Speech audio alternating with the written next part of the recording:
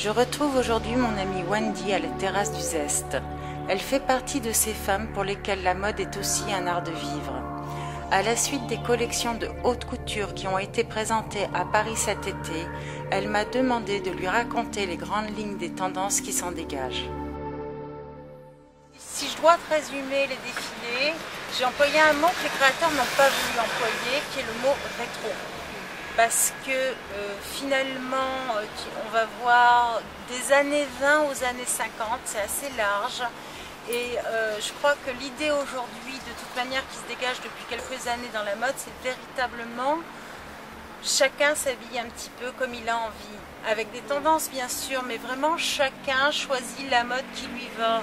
Et finalement là, sur ces défilés de haute couture, c'est vraiment ça, c'est rétro. Est-ce qu'il y a des préférences pour des couleurs, des longueurs? Est-ce que... Alors je dirais qu'il y a pas mal de lignes droites. Il y a pas mal d'imprimés finalement qui rappellent l'art déco. Des couleurs qui se démarquent réellement, non. On est en couleur sombre, on est en couleur d'hiver, voilà. Mais en même temps tout ce que je te dis qui est vrai pour beaucoup est complètement faux pour Galliano par exemple. Si tu veux, là j'ai amené quelques photos. Comme ça tu vas pouvoir regarder un petit peu ce qu'a fait l'un, ce qu'a fait l'autre avec les photos. Et ben, je t'ai amené mon ordinateur, comme ça c'est plus simple. Bon là c'est juste une petite page d'accueil pour te montrer l'ambiance générale, mais on va passer directement chez Chanel et tu vois le chapeau cloche notamment est très représentatif d'une époque et même la construction de la robe, les lignes, on est vraiment dans les années 30. Et tu vois, dans la mode jour, on reste dans le même esprit avec la petite redingote, la longueur de la jupe. Bon, lui, il a mis le chapeau cloche partout dans le défilé, mais bien évidemment, c'est pas obligatoire. Et t'enlèves le chapeau cloche et d'un seul coup, t'es beaucoup plus contemporaine.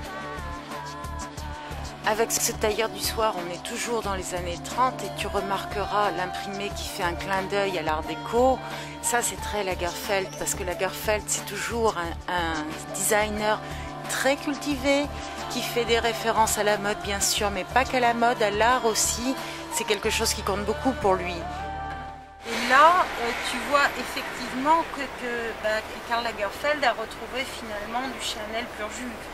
Et ça tombe bien puisqu'elle est d'actualité avec tous ces films qui sont sortis sur elle dernièrement, sur sa vie. Donc on est complètement en période Coco Chanel. On va changer de créateur. Là on arrive à monsieur Jean-Paul Gaultier.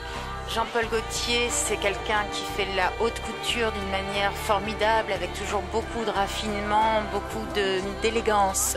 Beaucoup plus d'ailleurs que dans son prêt-à-porter. Et lui, alors clairement dans les interviews, il a dit que ce n'est pas du rétro. Il a dit c'est éventuellement une nostalgie, mais en aucun cas c'est du rétro. Et quand il a employé le mot nostalgie, il a bien précisé c'est une nostalgie positive. C'est une nostalgie de ces stars hollywoodiennes qu'on aimera toujours. Et c'est une manière de leur rendre hommage. Donc là, tu vois, c'est un clin d'œil à l'Ange bleu, évidemment Madame Marlène Dietrich. Donc là, on reste dans les années 30. Mais par contre, très vite, il passe à une autre époque. Là, il nous propose une nostalgie des stars hollywoodiennes, de ces ventes des années 40. Là on reconnaît Veronica Lake, avec ce cran qui est toujours très très reconnaissable et qui est sa marque de fabrique un petit peu. Alors là sur ce visuel, moi j'ai mis Rita Hayworth, mais en fait je crois que lui il a plus pensé à Marilyn. Donc on évolue encore d'époque, on est un peu plus à l'abord des années 50 et tu vois, quoi qu'il arrive dans toutes ces femmes et dans toute cette représentation, on reste dans ces femmes très féminines, très sensuelles et je crois que c'est surtout ce qu'il a voulu exprimer dans sa collection. Alors il faut que je te parle du défilé Christian Lacroix aussi, qui a été quand même quelque chose de merveilleux, surtout sachant tous les problèmes qu'il rencontre actuellement. Alors lui, il est parti carrément beaucoup plus loin que les autres parce que on est plus dans la fin de la Grande Guerre, dans les années 20, Moi j'appelle ça l'époque ragtime parce que ragtime c'est une musique qui a démarré en 1917 et je trouve que ça correspond bien à l'époque qu'il a évoquée. Donc là aussi tu remarques que même si on est à l'aube des années folles, on est quand même dans un autre type de femmes. C'est ces dames patronesses, ces femmes qui ont été infirmières pendant la Grande Guerre, ces femmes pleines de compassion. Mais tu remarques quand même que quand il va dans la mode du soir, là d'un seul coup on est dans les garçons des années folles. On va parler d'un monsieur que tu aimes beaucoup, monsieur John Galliano pour Dior. Alors lui il nous a carrément refait le new look. Et là aussi il y a une anecdote qu'il a pas mal transmise en interview. Il explique qu'il a retrouvé des photos d'archives de monsieur Dior en plein essayage. Et évidemment, pendant les essayages, les modèles ne sont pas terminés. Les mannequins, sont, surtout à l'époque, sont dans leur lingerie d'époque. Donc tu les vois avec leurs combinaisons, leurs guêpières, leurs bas. Et lui, ça l'a inspiré pour faire le new look d'aujourd'hui. Donc avec une mode finalement qui est un habillé déshabillé. Et c'est vrai que c'est très John Galliano, c'est très drôle et ça correspond aussi à ce que les femmes ont envie de porter aujourd'hui. Est-ce que tu sais d'où vient l'expression new look? Parce qu'évidemment, le new look c'est toujours associé à Dior, voilà. Mais est-ce que tu sais comment c'est venu cette expression? Non, pas du tout. Eh bien écoute, c'est assez amusant en fait parce que c'est absolument pas Christian Dior qui est arrivé en 1947 et qui a dit bon ben voilà, moi maintenant je vous fais la collection new look. En fait, c'est une rédactrice du Harper's Bazaar américain qui était là pour voir le défilé et qui s'est exclamée « Oh my God, this is new look !» Et c'est vrai que si tu resitues le défilé dans son époque, 1947, on est tout de suite à l'après-guerre. Et il faut savoir que les gens avaient encore des tickets de rationnement et des tickets d'alimentation et que de faire d'un seul coup des robes avec des métrages de tissu invraisemblables, finalement c'était assez gonflé de la part de Christian Dior.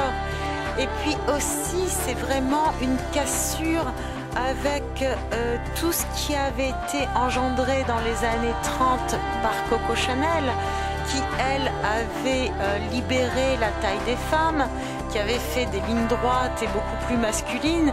Et lui, d'un seul coup, il arrive et il remet les femmes dans des corsets, il remarque la taille, il refait finalement une silhouette qui est le typique du corps de la femme, avec des petites épaules, avec une taille très marquée et des hanches développées. Sinon, il y a vraiment quelque chose qui fait plaisir parce que tu sais que dans les années 90, au début des années 90, on a eu vraiment très très peur pour la haute couture. Tous les journalistes et tous les gens de mode disaient la haute couture se meurt et on avait très peur de voir la haute couture disparaître parce qu'il se passait plus grand chose dans la haute couture. La haute couture était vraiment en décalage avec son époque. Et maintenant, tu t'aperçois que sur ces derniers défilés notamment, ils étaient 26 à défiler. Et dans les 26, tu t'aperçois qu'il y a toute une nouvelle génération qui est en train d'arriver et c'est fabuleux. Finalement, aujourd'hui, la haute couture réinfluence réellement les nouvelles tendances. Donc là, tu vois un délire de créateurs parce qu'évidemment, sur ces défilés-là, ils sont sans limite de budget. Et ça, c'est formidable. Mais ce délire de créateurs apporte aujourd'hui à toi, moi, qui ne nous habillons quand même pas tous les jours en haute couture, la possibilité d'embrasser une vraie tendance et qui ressemble à ce qu'on voit dans la haute couture.